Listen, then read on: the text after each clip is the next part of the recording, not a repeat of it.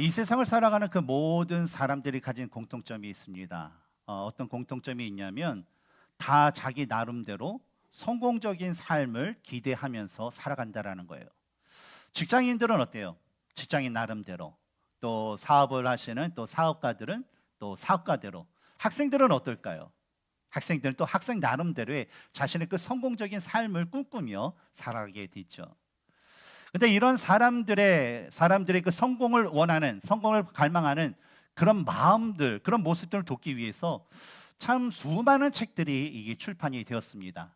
근데 그 중에서 1989년도에 출판되었지만 여전히 오늘날 많은 사람에게 영향을 끼치고 있는 그런 책이 있습니다. 바로 이 스티븐 코비가 쓴 성공하는 사람들의 7가지 습관이라는 그런 책입니다. 아마 여기 계신 성도님들 중에서 이 책을 한 번쯤은 읽어보신 그런 분들도 계실 것입니다. 근데 이 책에서 주장하는 성공하는 사람들의 7가지 습관이라는 것을 간단하게 얘기하면 첫 번째로는 자신의 삶을 주도하라. 그리고 두 번째는 끝을 생각하며 시작하라. 세 번째는 소중한 것을 먼저 해라. 네 번째는 윈윈을 생각하라. 다섯 번째는 먼저 이해하고 다음에 이해시키라. 여섯 번째는 시너지를 내라. 그리고 마지막 7번째는 끊임없이 쇄신하라라는 그런 7가지를 말하고 있습니다. 그런데 우리가 아이러니한 것은 또 생각해 볼 것은 분명히 성공하는 이들 7가지 습관이라는 것은 분명 방법적인 그런 이야기인데 왜 이 책에서는 성공하는 방법이 아니라 성공하는 습관이라는 그 표현을 사용했을까라는 거예요. 근데 이 스티븐 코비가 이 책을 이렇게 저술하기 전에 많은 이제 리서치를 하면서 과연 성공하는 사람들은 어떻게 했길래, 어떤 모습을 가졌길래, 어떠한 능력을 가졌길래 이 성공을 했을까라는 것을 이 조사하게 되었습니다. 그런데 그 많은 사람들을 이렇게 조사를 한 결과 공통점이 있는데 뭐냐면 성공하는 사람들이 가진 그 모습은요, 그저 뭐 한두 번 실천으로 했다고 얻어진 결과가 아니라는 거예요. 꾸준히 어떤 그 일에 대해서 되새기고 또 스스로를 되돌아보고 또 그것을 익힐 때 비로소 그것이 반복되는 순간에 습관이 되고 또 그 습관을 바탕으로 살아가다 보면 반드시 조금씩 그 차이를 보고 발전이 되기 때문에 결국 성공으로 이루었다라는 것입니다. 그래서 성공하는 사람들이 가졌던 것은 어떤 방법론이 아니라 성공할 수밖에 없는 그런 것들이 습관화가 되고 그것이 계속적으로 반복되어서 행함으로 인해서 결국 성공적인 삶을 살아갈 수 있었다라는 것입니다. 근데 여러분, 성공하는 것, 세상에서 성공하는 사람들의 습관이 이 7가지를 딱 주어졌는데 그 우리 신앙에서는 어떨까요? 근데 저는요, 마찬가지로 하나님께 대한 온전한 신앙을 갖는데도요, 우리에겐 반드시 좋은 습관이 반드시 필요하다라고 저는 믿습니다. 그러나 이 세상에서 성공한 사람들과 또 이 하나님 안에서, 주님 안에서 성공한 자들의 가진 그런 습관의 그 근본적인 그 차이를 보면 세상은요, 항상 내 자신, 사람이 중요합니다. 그래서 사람이 어떠한 그런 생각과 모습과 마음과 여기서 말하는 책에서 말하는 습관을 가지냐가 성공으로 이끄는 데 주체가 돼요. 근데 하나님 안에 있는 그리스도인들의 그 성공은 바로 예수님, 즉 하나님이 중심이 된다라는 것입니다. 그래서 그 믿는 자들의 가진 그 성공은 성경에 나와 있는 자들과 또 이 세상에서 또 믿음의 신실한 그 크리스천들이 얘기하는 것은 뭐냐면 바로 하나님이 이루셨습니다. 하나님이 중심이 되고 하나님께서 이끄셨습니다 라는 그 고백들처럼 바로 하나님, 예수님이 중심이 된다라는 것이죠. 오늘 본문에서도 하나님께서 자신의 나라를 이루어 가시는 가운데 나타나는 그런 2가지의 그런 사람들의 모습을 우리는 볼 수가 있습니다. 근데 그 2가지의 그 모습을 이렇게 보면 하나의 그 공통점이 있어요. 뭐냐면 하나님께서 사무엘하 3장 1절에서 다윗은 점점 강하여 가고 사울의 집은 점점 약하여 가니라는 그 말씀을 이루시는 그 모든 과정 가운데 나타나는 증거가 되는 모습들이라는 것입니다. 오늘 이 시간에는요, 하나님께서 자신의 나라를 이루어 가시는 그런 말씀을 통해서 오늘날 우리 바로 다시 오실 그 예수님과 그 예수님의 재림과 함께 임할 하나님의 나라를 소망하는 자들이 가져야 할 영적인 습관은 무엇일까에 대해서 여러분과 함께 잠시 나누기를 원합니다. 첫 번째로 우리가 본문을 통해서 우리가 알 수 있는 것은 우리는 주님의 날에 임하는 날까지 항상 영적으로 깨어있는 삶을 살아야 된다라는 거예요. 어떤 삶이요? 영적으로 깨어있는 삶. 그러니까 이것을 말하면 영적으로 깨어있는 습관을 가져야 된다는 것이죠. 지난 시간에 우리가 함께 나눈 사무엘하 3장 이 말씀의 그 후반부에서 북이스라엘의 군대 장관이자 실질적인 권력자였던 이 아브넬이 이스봇을 배신하고 이 헤브론에 있는 그 남유다의 다윗을 만나고 돌아오는 길에 이 요압에 의해서 죽임을 당한 그런 이야기를 우리가 잠시 나눴습니다. 근데 이 요압에 의해서 이 아브넬이 죽게 됐는데 그 이유가 뭐였어요? 바로 요압이 어떤 하나님의 공의와 성품이 아닌 이 아브넬의 이전 그 전쟁터에서 자신의 그런 동생인 아사엘을 죽인 것에 대한 개인 감정으로 원한을 품고 이 아브넬을 불러서 은밀하게 불러서 죽였던 그런 사건이었습니다. 근데 오늘 보면 1절을 보면 아브넬이 헤브론에서 죽었다는 이 소식이 북쪽에 있는 이스라엘 백성들에게 전해지자 이스라엘 사람들을 비롯해서 이 이스보셋이 바로 크게 놀라게 되었어요. 왜냐하면 비록 뭐 아브넬이라는 사람이 어떤 이 왕을 세웠던 이스보셋을 허수아이처럼 꼭두각시처럼 이 부리던 자였지만 사실 이 이스라엘 백성들과 이스보셋에 있어서 이 아브넬이라는 사람은 없어서는 안 될 아주 중요한 사람이었기 때문입니다. 그로 인해서 1절을 보면 이 아브넬이 죽었다는 그 소식이 얼마나 이스보셋에게 충격을 주었는지 성경 뭐예요? 그의 손에 맥이 풀렸다라고 얘기합니다. 이것은 어떻게 쉽게 얘기하면 어떤 한 과부가 한 명의 아들이 있어요. 그래서 그 아들이 뭐예요? 자기의 인생의 전부예요. 소망이고 희망이고. 근데 그 아들이 만약에 오늘 딱 죽었을 때에 느낄 수 있는 그 과부의 마음. 어떻게 보면 하늘이 무너지는 것 같고 소망이 없는 것 같은 마음. 그 마음이 바로 이스보셋에게 임하게 되었다라는 것이죠. 근데 아이러니한 것은요, 이후에 나타난 이스보셋의 반응이었어요. 왜냐하면 일반적으로 우리가 생각하기에 아브넬의 그 죽음으로 인해서 백성들의 마음이 동요되고 또 나라의 흥망성쇠가 또 앞날이 불투명한 이 시기에 이 왕이라는 이스봇이 보였던 그런 행동은 햇볕이 뜨겁게 내리쬐는 그 대낮에 자기 집에 침상에 누워서 뭘 하고 있어요? 낮잠을 자고 있었다라는 거예요. 물론 그 팔레스타인 지역의 기후상 대낮에는 햇볕이 너무나 뜨겁게 내려지기 때문에 일을 할 수가 없어요. 일을 할 수 없기 때문에 대부분 사람들은 그 시간에 낮잠을 잡는 그런 관습을 가지고 있었어요. 그렇기 때문에 아마 이스보셋도 그런 관습을 따라서 그리고 지금까지 자기가 해왔던 어떤 습관을 따라서 이전과 같이 그 시간에 뭘 하고 있었어요? 낮잠을 자고 있었을 것입니다. 하지만 아무리 지금까지 행했던 관습이 있고 또 아브넬의 죽음으로 자신이 모든 소망과 맥이 풀리는 모든 소망과 기운이 다 탕진했다 할지라도 이 나라가 위급한 순간에 왕이라는 자가 관습과 상황을 핑계로 낮잠을 잤다라는 것은 이스보셋이 왕으로 얼마나 무능하고 무기력한 자였다라는 것을 우리는 이 모습을 통해서 알 수 있습니다. 왜냐하면 그가 진정한 정치가였다면 어떨까요? 나라의 큰 힘이 되었던 아브넬이 죽은 그 위기의 상황 가운데 진짜 위대한 정치가였다면 어땠을까요? 리더였다면 아마 저는요 리더들 모든 그 다른 리더를 모아서 어떻게 할까라는 거 대책을 밤낮으로 연구하고 그것을 세웠을 거예요. 그런데 이 성경에서는 이것이 단순히 정치가가 아니라 뭡니까? 하나님의 그런 나라잖아요. 근데 그가 이스보셋이 하나님의 그 종으로서 진정한 북쪽 이스라엘 왕이었다면 비록 지금까지 그가 하나님의 말씀에 순종하지 않은 삶을 살았다 할지라도 이런 위급한 순간에 그가 해야 되는 것은 바로 하나님의 긍휼하심을 받고 또 항상 그분의 그 도우시는 은혜를 구하기 위해서 하나님 앞에 나아가 무릎 꿇고 주여 어떻게 합니까? 하나님 도와주세요 라는 그 기도를 해야만 했다라는 것입니다. 그러나 이스보셋은요 그의 할아버지였던 사울 왕이 백성들을 두려워하고 또한 블레셋과의 그런 아주 위기의 그 순간에 하나님이 아닌 신접한 여인을 찾는 등 끝까지 하나님을 찾지 않는 삶을 살다가 결국은 죽게 된 것처럼 이 이스보셋도 어때요?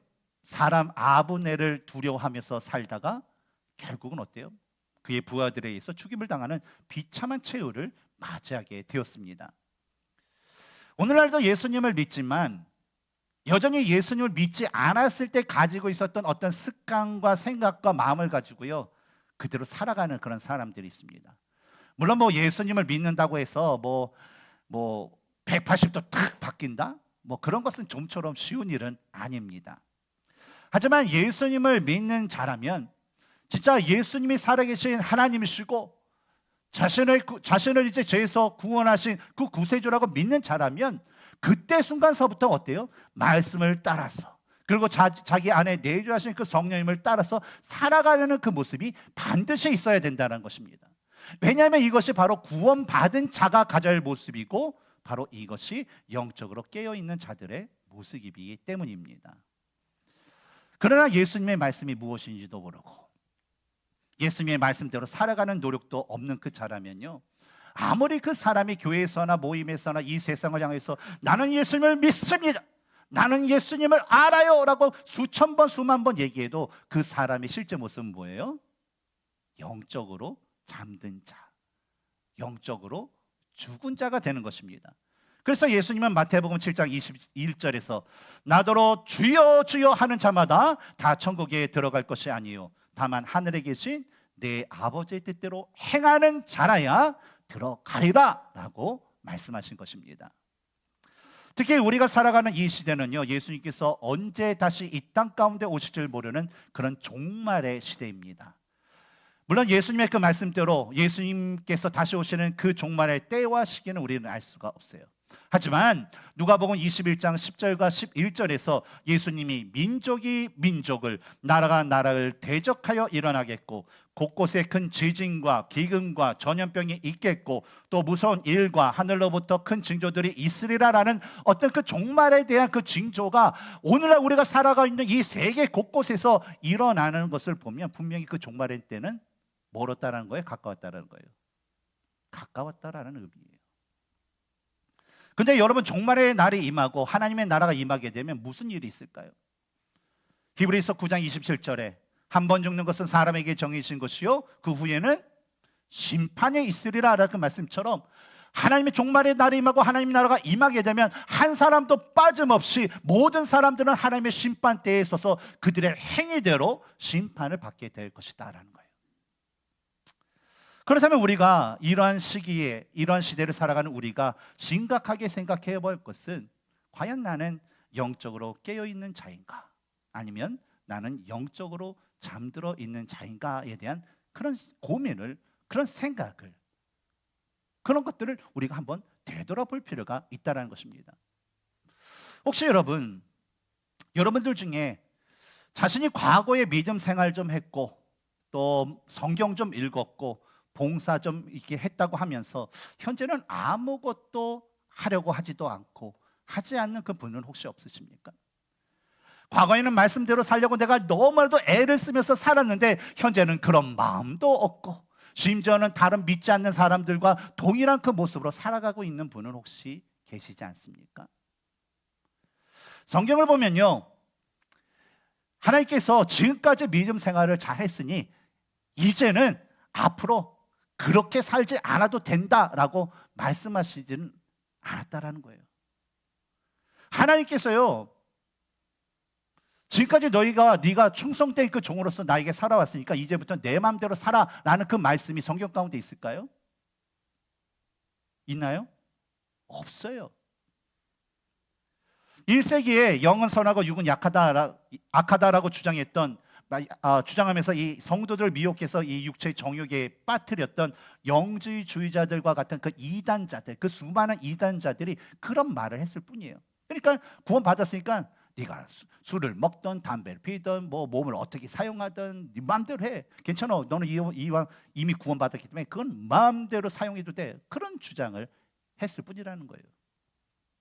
그러나 오히려 수많은 그리스도인들이 존경을 받아왔던, 그리고 여기 계신 성도님 중에서도 가장 존경하는 사람 중에 한 사람이 이 사도 바울은요, 빌립보서 3장 12절에서 내가 이미 얻었다 함도 아니요 온전히 이루었다 함도 아니라 오직 내가 그리스도 예수께 잡힌 바 된 그것을 잡으려고 달려가노라 라는 그런 고백을 했습니다. 바로 이 사도 바울은요, 하나님께서 그리스도를 통해 주신 그 구원의 은혜로 인하여서 믿음의 결승선이라고 할 수 있는 바로 하나님의 나라에 들어가서 하나님의 품에 안겨서 완전한 구원의 그 상급을 얻는 순간까지 뭘 하겠다는 거예요? 자신은 끊임없이 깨었어. 끊임없이 말씀대로, 끊임없이 내가 달려갈 이 믿음의 경주를 할 것이다 라고 고백하고 선포를 하였던 것입니다. 그러므로 종말의 시대를 살아가는 이 중요한 순간에 우리는요, 딴 것보다도 우리의 생각과 우리 마음을요, 바로 예수님께 모아야 됩니다. 그리고 말씀을 더 알고 말씀에 순종하고 그 말씀대로 우리가 살아가기에 힘쓰면서 하나님께서 섭리를 통해 자신의 나라를 우리의 삶과 교회와 또 이 세상에서 어떻게 이루시는지를 우리는 보아야 되고, 또 그 날에 참여하는 은혜를 받는 우리 모두가 되어야 될 줄 믿습니다. 두 번째로 우리는 주님의 그 날에 임하는 날까지요, 항상 하나님의 시각으로 바라보는 삶을 살아야 할 것입니다. 어떤 삶이요? 모든 것을 하나님의 시각으로 바라보는 삶, 습관을 가져야 된다는 거예요.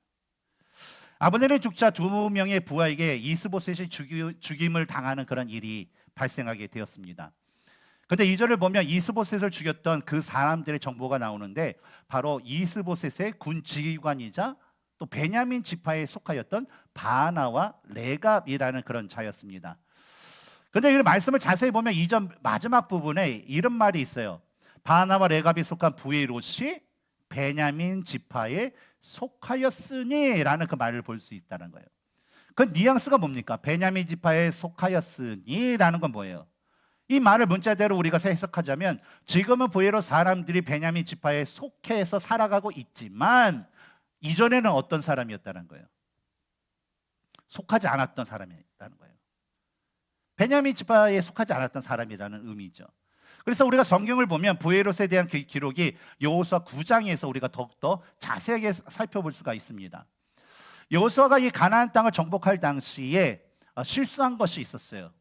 그것이 뭐냐면, 기브아 사람들의 거짓말에 속아서 이제 여호와의 이름으로 그들과 이 평화 조약 같은 걸 맺었다는 거죠. 그래서 기브아 사람들이 기본 사람들이 뭐라고 속였습니까? 우리가 먼 곳에서 진짜 당신의 하나님, 역사시 하나님 그것을 보고 당신의 하나님께 우리가 순종하고 우리가 당신들의 그 종이 되기 위해서 이 땅에 왔습니다라고 하면서 찢어진 헤어진 거, 곰팡이 쓴 음식 뭐 그런 걸 가져와서 그렇게 속였죠. 근데 그것만 보고 여호수아가 뭐예요? 우리가 너희들을 멸절하지 않겠다라는 어떤 여호와의 이름으로 이 맹세를 하게 됩니다.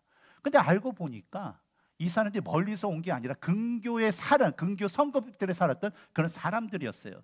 그래서 여호수아가 이 진전할 때 그들이 사는 그 성읍을 보았는데, 여호수아 9장 17절을 보면 부에롯이 거기서 나와요. 어떻게 나오냐면, 기본 사람들이 살아가는 그런 성읍들의 리스트 중에 뭐요? 부에롯이라는 그런 성읍이 하나였다라는 거예요. 그러니까 기본 사람들이 속했던 성읍 중에 하나가 부에롯이라는 것이죠. 그리고 우리가 여호수아서를 계속 읽다 보면 나중에 베냐민 지파가 이 성읍을 차지하게 되면서 부에롯 사람들은 자연스럽게 베냐민 지파에 들어가서 살게 되었다는 것입니다. 근데 이것도 참 하나님의 말씀 가운데 어기는 그런 모습이었어요. 왜냐하면 가나안 족속을 다 멸절하든지 다 쫓아내라 했는데 그렇지 못했다는 것이죠. 그러니까 결국 뭐예요? 이 베냐민 지파도 죄를 범했다라는 것을 우리는 알 수가 있죠. 그래서 이런 이 성경적인 기록을 보면 뭐예요? 부에롯 사람들은 베냐민 지파에 속한 사람들이어 살고 있었지만 베냐민 지파의 사람은 아니다라는 것을 우리는 성경에서 알 수가 있죠.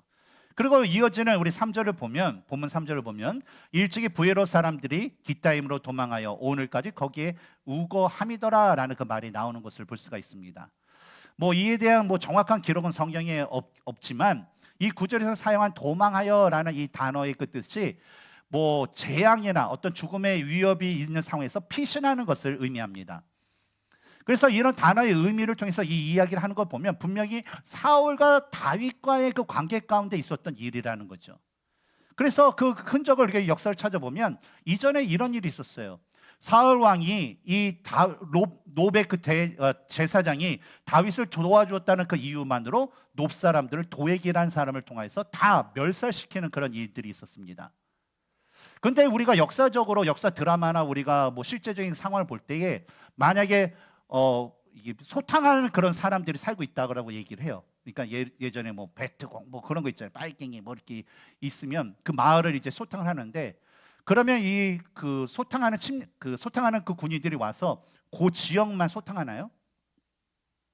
아니죠. 그 사람들이 인근 지역으로 침투해 있을 것이다 생각해서, 만약에 달라스를 소탕하게 되면 달라스 인근에 있는 뭐 프리스코 뭐 이게 다 이게 캐로턴에서 근처에 있는 데는 다 멸사시키는 것이 일반적이라는 거예요. 그래서 그런 것을 볼 때에 놋과 가까이 위치해 있었던 부에롯 사람들도 그때 불똥이 또 튀어서 많은 사람들이 사울의 군사들에게 죽임을 당했고, 또 일부 사람들이 사울의 영향력이 미치지 않는 블레셋에 속한 기타임으로 도망쳐서 그곳에서 지금까지 난민처럼 살아온 것을 바로 가리키는 그 말씀이다라고 우리는 볼 수가 있다는 것이죠.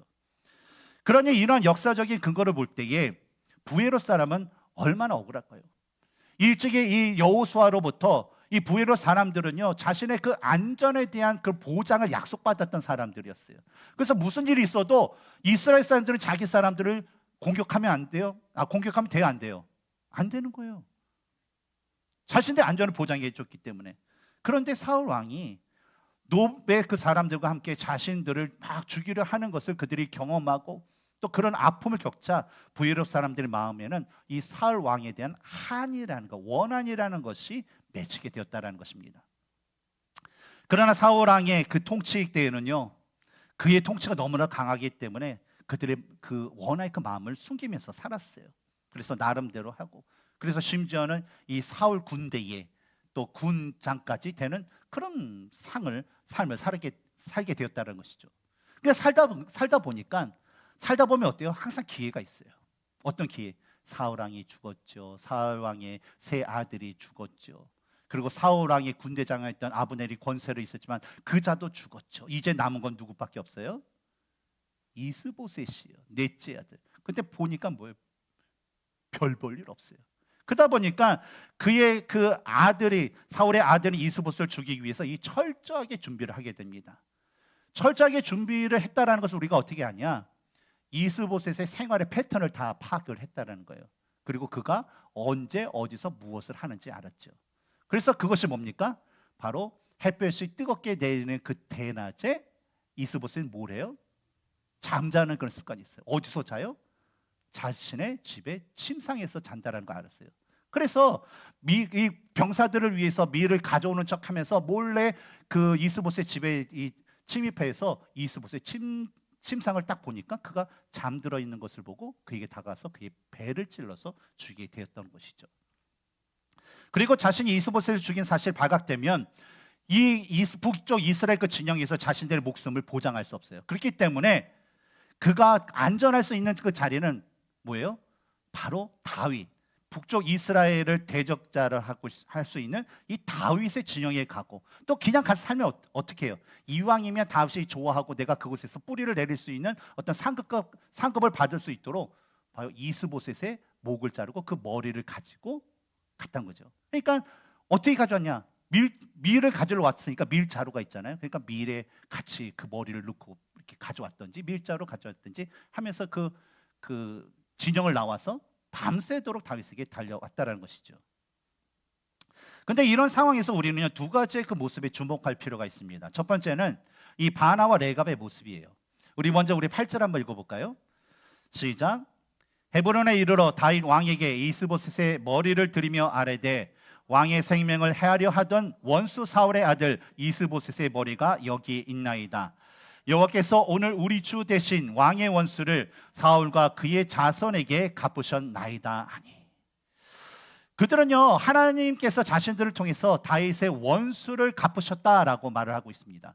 하지만 실상은 뭐예요? 다윗의 원수를 갚은 것이 아니라 그들이 이스보셋을 죽인 그 실제적인 이유는요, 자신의 민족의 원한을 갚기 위해서 그를 죽인 거였어요. 또한 자신들은 다윗의 원수를 대신 갚고 그 기쁜 소식을 전하기 위해서 그 물증으로 이스보셋의 그 머리를 들고 왔다라고 했지만, 그들이 이스보셋의 머리를 들고 온 이유가 뭐였어요? 바로 이스보셋 사람들을 피해서 목숨을 건지고 더불어서 뭐예요? 다윗 중에서 자기가 어떤 보상을 받으려는 그런 이기적인 그런 기회를 찾고자 하는 그런 마음이 있었기 때문입니다. 오늘날에도 이 바하나와 레갑처럼 자신을 위해서 살면서 하나님을 위해서 살아가는 사람처럼 말하고 행동하는 그런 사람들이 있습니다. 근데 이런 사람들의 특징은요, 교회 와서는 뭐 믿음이 있는 좋은 사람처럼 말하고 행동을 하지만 시련이 닥치면 믿음이 없는 자처럼 행동하고 심지어는 믿음을 포기하는 그런 자들입니다. 바로 신앙의 기회주의자들이라는 것이죠. 근데 이런 모습은 우리가 일찍이 사무엘하 1장에서도 보았어요. 누구였죠? 기회주의자. 그쵸. 아말렉 병사, 아말렉 그 청년, 사울의 죽음을 알렸던, 사울의 그 수급을 가지고 왔던 그 아말렉 청년이었다라는 것이죠. 근데 이러한 신앙의 기회주의자들은요, 하나님께 대한 진실한 마음보다는요, 자신의 유익과 이익을 우선으로 추구하는 자들이기 때문에 하나님의 나라에 있어서는요, 진짜 합당하지 않는 그런 자들이라는 것입니다. 왜냐하면 그들은요, 고난과 시련이 닥치면 언제든지 믿음을 버리고 예수님을 떠나서 결국 믿음의 공동체와 하나 되지 않고 오히려 뭐요? 남아있는 사람들에게, 교회에게 어려움을 줄 수 있는 사람들이기 때문입니다. 신약 성경에서도요, 이러한 신앙의 기회주의자를 찾을 수 있는데 그 대표적인 사람이 데마입니다. 이 데마라는 사람은요, 처음에는요, 이 사도 바울과 함께 이 복음 전도에 많은 일들을 했어요. 근데 하다 보니까 어때요? 복음의 일을 하게 되면 어려움이 있어요. 우리 선교팀 이제 과테말로 가는데 이제 준비하고 또 가서 하게 되면 생각지도 못한 그 어려움이 있어요. 그러다 보니까 이 데마가 어때요? 도중에 그 모든 것을 포함하고 세상으로 돌아갔어요. 바로 세상을 사랑하여서 그가 떠났다라고 성경 기록되고 있는 것처럼 말이죠. 두 번째로 우리 다윗의 모습을 우리에게 주목해 볼 필요가 있습니다. 다윗을 보면 다윗 역시 신앙의 기회주의자들이요, 이 하나님 나라에 합당하지 않는 자들임을 알기 때문에 바하나와 레갑에게 9절에서 다음과 같은 말씀을 하게 됩니다. 다윗이 부에롯 사람 림몬의 아들 레갑과 그의 형제 바하나에게 대답하여 그들에게 이르되 내 생명을 여러 환난 가운데서 건지신 여호와께서 살아계심을 두고 맹세하노니. 뭘 얘기합니까? 내가 지금 너에게 얘기할 것은 진짜 나의 그 생애를 통하여서 내가 알고 경험한 그 하나님을 근거로서 내가 너에게 말한다는 거예요. 그러니까 그 하나님의 성품, 그 하나님의 그 공의로 그들의 행동에 대해서 말하겠다는 거예요. 그 말씀이 10절과 11절입니다. 같이 한번 읽어볼까요? 시작. 전에 사람이 내게 알리기를 보라, 사울이 죽었다 하며 그가 좋은 소식을 전하는 줄로 생각하였어도 내가 그를 잡아 시글락에서 죽여서 그것을 그 소식을 전한 가품으로 삼았거든. 하물며 악인이 의인을 그의 집 침상 위에서 죽인 것이겠느냐. 그런즉 내가 악인의 피 흘린 죄를 너희에게 갚아서 너희를 이 땅에서 없이 하지 아니하겠느냐. 사람들이 신앙생활을 하면서 하는 그런 착각이 있습니다. 그것은 뭐냐면 하나님이 나의 편이다라는 그런 이야기예요. 여러분, 성경을 보면, 이 출애굽기를 보면 애굽에서 수많은 사람들이요, 하나님의 그 구원을 받았습니다. 그리고 그 사람들 중에서 뭐예요? 하나님께서는 너희는 나의 장자다라고 그 이스라엘 히브리 족속들을 그렇게 부르시기도 했죠. 그래서 10가지 재앙을 비롯해서 홍해 기적을 비롯해서 뭐 만나와 메추라기를 비롯해서 또 그 물을 내는 그런 기적과 또 여러 가지 적군들과 싸우는 그런 것에서 하나님의 진짜 베푸시는 놀라운 기적과 은혜를 많이 그들은 경험을 하였습니다. 그러나 애굽에서 나왔던 그 수많은 사람들은 결과적으로 어떻게 됐나요?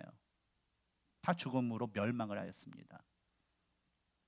그런데 이런 결과가 우리에게 주는 교훈은요, 우리가 교회를 다니고 예배의 자리에 앉아있다 할지라도 우리가 하나님의 말씀에 순종하고 따르면서 하나님 편에 내가 서지 않는 한은 어때요? 하나님 우리 편에 서지지 않는 거예요. 우리가 하나님의 말씀에 순종하고 따르면 우리가 하나님 편에 설 때에 뭐예요? 비로소 하나님이 우리 편이 되어주신다라는 것입니다. 1862년 9월 17일 우리가 살고 있는 미국의 남북전쟁이 한창이던 그때에 이 북군이 계속해서 난군에서 연패를 거듭하고 있었습니다. 근데 그러던 이 9월 17일 날 메릴랜드주 엔티담 전투에서 고대하는 그 첫 승리를 얻게 되었어요. 그래서 링컨은 기쁨으로 또 그것을 방문해서 열심히 싸우던 그 병사들을 위로하고 또 그들의 사기를 복도해주기 위해 찾아가 병사들과 일일이 악수를 하면서 격려하게 되었습니다. 근데 그 격려하던 그때의 한 참모가 옆에서 링컨에게 이런 말을 했어요. 각하, 이제부터는 아무 염려하지 마십시오. 하나님은 우리 북군 편입니다. 그자 링컨이 유명한 이런 말을 했죠. 오직 나의 염려는 내가 하나님 편에 있는가 하는 것일세. 우리가 하나님을 향해서 있기만 하면 언제나 하나님은 우리 편이 되어 주신다네. 오늘날에도 하나님이 자신의 편이라고 말하면서 자기 마음대로 행하는 사람들이 있습니다. 바로 가장 신앙적인 것 같으면서도 가장 불신앙적인 사람의 모습이 있죠. 오늘 본문에 나오는 바나와 레갑도 뭐예요? 하나님의 이름을 들먹이면서 하나님은 자신의 편이냐, 그래서 자신을 통해서 일하시냐, 그래서 자기가 모든 것을 했냐는 듯한 그런 이야기로 말했습니다. 하지만 실제적인 그들이 하나님을 했던 일들은 뭐가 있나요? 아무것도 없었어요. 바로 이것이 하나님의 이름을 망령되게 일컫는 그 죄인 것입니다. 결국 12절을 보면요, 그들은요 이스봇을 죽인 행위대로 하나님의 공의에 따라 심판을 받게 되는데 바로 다윗에 의해서 죽임을 당하게 되었고, 또 그들이 이스봇을 죽이는데 사용했던 그들의 두 팔과 두 다리, 이 모든 것들이 잘린 채 시체는 헤브론 목가에 매달리게 되었다라는 거예요. 근데 여러분, 부에롯이라는 이들이 헤브론 목가에 달린 것을 우리가 이렇게 살펴보면 부에롯이라는 그 뜻이요 바로 우물가라는 뜻이에요. 그 이름대로, 그 행위대로 하나님께 갚으셨다는 거예요. 하나님은요 그 죄에 대해서요 침묵하시는 분이 아니에요.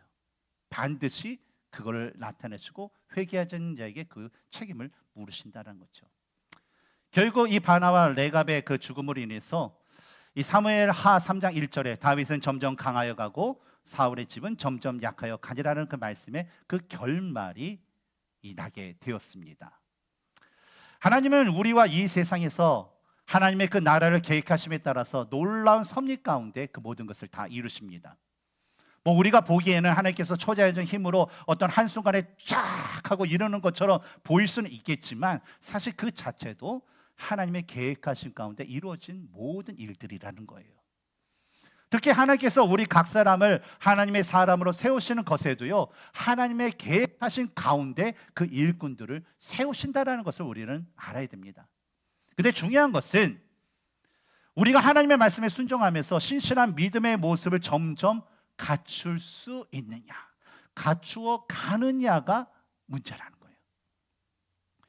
다윗이 점점 강하여 하나님께서 세우신 진정한 이스라엘 왕이 될 수 있었던 것은요 그냥 단순히 어느 순간에 헤브론에서의 그런 몇 년 동안 있었을 때 쫙 만들어진 것이 아니었어요. 그가 태어나면서 그가 이제 통일 이스라엘의 그런 왕이 되는 그 순간까지 37년이라는 그 생활 동안에 계속 그는 어떤 것을 반복했어요? 하나님을 아는 것을 계속적으로 알기를 반복했어요. 그리고 그가 한 것은 아는 바대로 행하는 것을 계속적으로 반복했어요. 그리고 그 아는 그 하나님을 신뢰하고 의지하는 그 삶을 계속 반복적으로 살아가면서 하나님에 대한 믿음, 즉 하나님에 대한 영적인 그 습관을 굳건하게 가질 수 있게 되었다라는 것입니다. 물론 인간은 연약해요. 그리고 여전히 제 본성을 가지고 있기 때문에 다윗 같은 게 어때요? 나중에는 이 진짜 하나님이 요것만 제외하고는 진짜 나의 마음에 합한 일을 했다라고 했는데 뭐에 밧세바 사건 그런 죄를 짓기도 해요. 하지만 영적인 습관을 가진 그 사람은요 비록 연약한 자신의 그런 모습 때문에 제자리에 앉을 수 있어요. 하지만 어때요? 그가 그 죄를 깨닫고 회개하여 다시 한번 하나님 앞에 온전히 설 수 있다는 것입니다. 이것이 바로 다윗이 가진 모습이에요. 그리고 하나님께서 기뻐하셨던 모습이에요. 그리고 우리가 반드시 가져야 될 모습이라는 것입니다. 그러면 우리가 힘써 노력해야 할 것은요 어떤 우리의 생각과 감정이 우선되는 그런 것들이 아니라 하나님의 말씀에 근거하여서 진짜 하나님께 영광 돌리는 일들이 무엇인가를 우리가 알고 행하고 그것을 우리가 의지하면서 계속적으로 반복하면서 하나님께 영광을 돌리는 그런 일에 그런 습관을 갖는데 우리는 더욱더 집중할 필요가 있는 것입니다. 그래야면요, 때때로 우리가 앞으로 삶 가운데 연약할 수 있어요. 저도 연약할 수 있어요. 여러분도 연약할 수 있어요. 하지만 우리가 진짜 영적인 건강한 습관을 갖게 되면 어때요? 우리는 때로 연약해서 주저앉을 수 있지만 우리 안에 계신 성령님께서 어때요? 우리를 세워주시고, 그래서 우리의 삶을 통해서 하나님께서 계획하신 하나님의 나라는 반드시 세워질 것이고, 또 우리는 하나님의 섭리 가운데 거하는 온전한 일꾼으로 거듭날 줄 믿습니다. 여러분, 이런 일을 위해서 우리는 바로 주님이 오시는 날까지 무엇을 해야 됩니까? 바로 항상 영적으로 깨어 있어야 되고, 항상 모든 일을 하나님의 시각으로 바라보는 그런 영적인 습관을 가지고 그것을 행하면서 주님께서 우리에게 맡기신 사역을 감당하며 주님을 소망하며 살아가는 우리 모두가 되어야 될 줄 믿습니다.